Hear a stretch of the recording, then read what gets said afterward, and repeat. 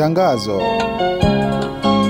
Mfuko wa Hifadhi ya Jamii Zanzibar ZSSF una furaha ya kuwajulisha wananchi wote sikukuu ya Eid al-Fitri inatarajiwa kuanza Machi 31 au April 1 hadi April 3 au 4, 2025.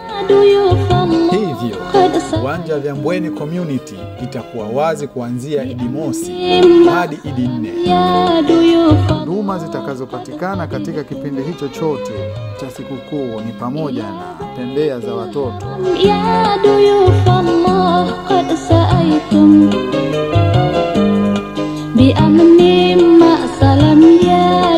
mabwawa ya kuogelea watoto,